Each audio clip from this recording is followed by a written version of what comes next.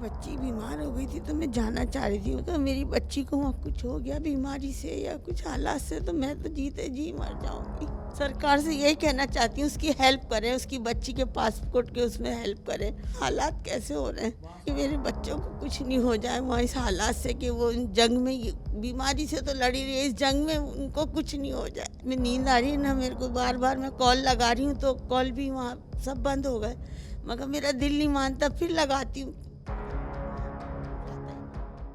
Iran पर होते लगातार हमले और उनके धर्मगुरु सुप्रीम लीडर अयतुल्ला अली खामनेई की मौत की खबर के बाद पूरी दुनिया एक दूसरे मुहाने पर आकर खड़ी हो गई है।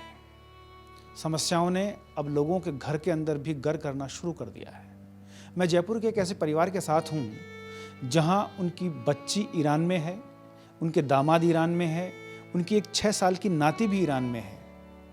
नाती के कुछ समस्या है इसलिए नानी वहाँ जाना चाह रही थी, लेकिन ईरान की कहानी जब कुछ और हो गई तो नानी के कदम थम गए और यादों ने रुलाना शुरू कर दिया। तस्वीर में आपको दिखाना चाहता हूँ, इस समय द ट्रू माइक के स्टूडियो में आप मौजूद हैं। ये उस बच्ची के नाना हैं, ये उस बच्ची की नानी हैं और आप देख सकते हैं कि किस तरीके से वो काफ़ी अधीर हो रही हैं। मैं सबसे पहले उनकी जो बच्ची की नानी है उन्हीं से बात करने की कोशिश करूँगा, जिनका नाम है हबीब जहरा। क्या मामला है, क्यों आप परेशान हो रहे हैं, क्या हुआ है? मेरी बच्ची बीमार हो गई थी तो मैं जाना चाह रही थी। वो उसकी समस्या ये, उसका पासपोर्ट एक्सपायर हो गया था, उसकी बच्ची का 89 का। उन्होंने अप्लाई कर रखा है, इन हालात की पता नहीं थी तो उसकी तबीयत के मारे मैंने अपना पासपोर्ट एम्बेसी में अप्लाई कर दिया कि मैं आ रही हूँ, बच्ची परेशान नहीं होना।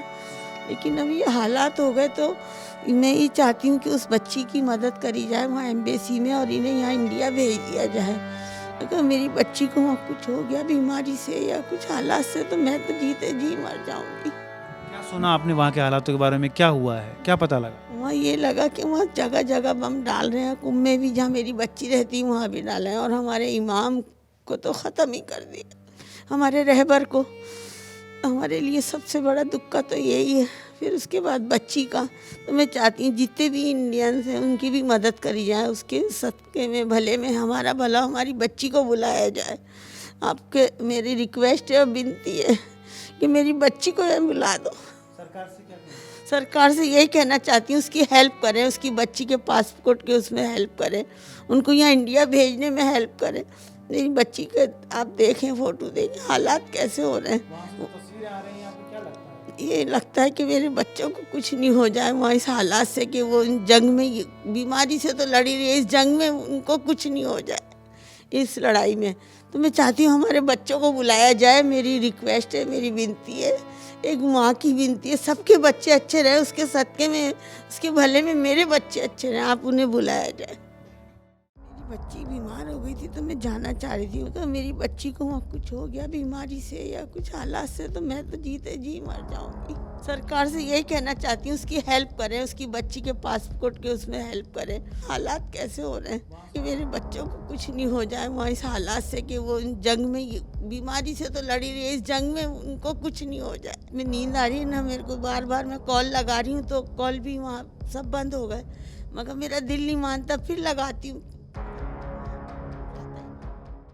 तो बच्चे को बुलाया जाए, उनकी पासपोर्ट की जो भी परेशानी है उसको सरकार दूर करेगी। उनका कहना है। उनके पति हमारे पास हैं, रजी हैदर साहब। बच्ची की क्या परेशानी है, जो आपकी नाती है, जो दोहती है आपकी, उसकी क्या परेशानी है और किस तरीके से आप सरकार से मदद चाहते हैं? एक्चुअल में उसका भी हाल ही में एडमिशन हुआ है और उसका पासपोर्ट जो है ना एक्सपायर हो गया वहाँ रहते रहते। तो इसकी नानी वहाँ जाना चाह रही थी कि मेरी बेटी की तबीयत ठीक नहीं, उसकी वजह से वो जाना चाह रही थी। वीज़ा के लिए अप्लाई किया, लेकिन जब ये जंग छिड़ गई तो अब वीज़ा भी नहीं लगेगा। तो हम चाहते हैं कि वो तीनों अफराद यहाँ आ जाएं, मेरी नाती, मेरी बेटी और मेरे दामाद यहाँ आ जाएं, ताकि वो यहाँ सुरक्षित रह के, क्योंकि वहाँ पर कोई सुरक्षा है नहीं, वहाँ के लोकल लोगों की कोई सुरक्षा नहीं है। हमारे धर्मगुरु का जब से हमने सुना है कि उनकी डेथ हो गई है हमले में, तो हमारा तो पूरा शिया समाज जो है बहुत इसमें वो हो गया इन्वॉल्व रंज में।